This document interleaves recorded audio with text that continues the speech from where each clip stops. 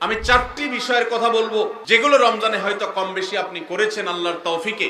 সেই চারটি আমলকে আপনি যদি রমজানের পরেও ধরে রাখতে পারেন, আমি আল্লাহর কাছে বিশ্বাস করি, আল্লাহর কাছে আমার সুধারণা যে আল্লাহ তাআলা আপনার রমজানকে সাকসেস করেছেন, আল্লাহ আপনার রমজানকে কবুল করেছেন, কারণ আপনাকে আল্লাহ আবারও ইবাদতের তৌফিক দিয়েছেন।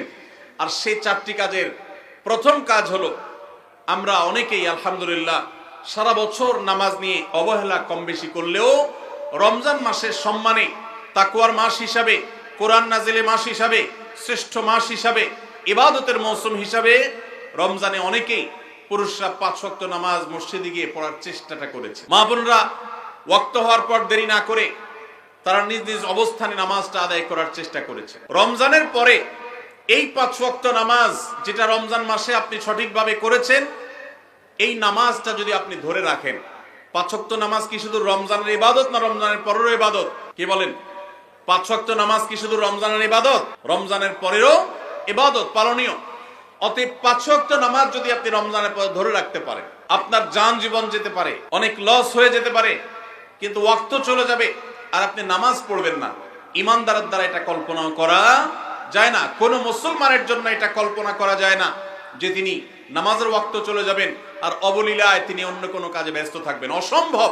এর সাথে ইমানের সাংঘর্ষিকতা এই লেভেলের যে ওমর ইবনুল খাত্তাব রাদিয়াল্লাহু তাআলা বলেছেন, লা হাজ্জা ফিল ইসলামি লিমান তারাকাস সালাহ। যে ব্যক্তি ইচ্ছাকৃতভাবে নামাজ ছেড়ে দেয়, নামাজ ত্যাগ করে, অন্য কাজে মগ্ন থাকে, ওয়াক্ত চলে যায়, ইসলামে তার কোনো হিস্সা নাই, কোনো অংশ নাই, কোনো ভাগ নাই।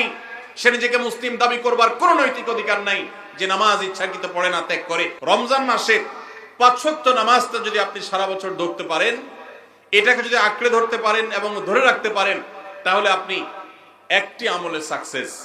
নাম্বার 2, রমজান মাসে আমরা অনেকেই আল্লাহর দেয়া তৌফিকে গুনাহ এবং পাপাচারের কাছ থেকে বেঁচে থাকার চেষ্টা করেছি। চোখের জিনা, কানের গুনাহ, হাত দ্বারা কৃত অপরাধ, নানাবিধ অপরাধ থেকে আমরা বেঁচে থাকার চেষ্টা করেছি। আল্লাহ তৌফিক দিয়েছেন। কেন?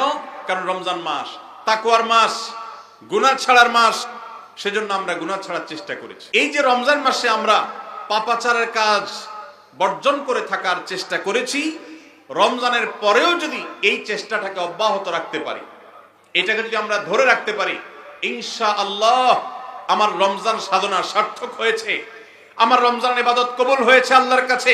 এটা বুঝার সবচেয়ে বড় আলামত হলো রমজানের পরেও আপনি আমল ইবাদতের পাশাপাশি গুনাহগুলো থেকে বেঁচে থাকার চেষ্টা করছেন। আপনি কোনো পাপের কাজ করতে যাচ্ছেন, মোবাইলে কোনো হারাম ভিডিও দেখতে যাচ্ছেন, হারাম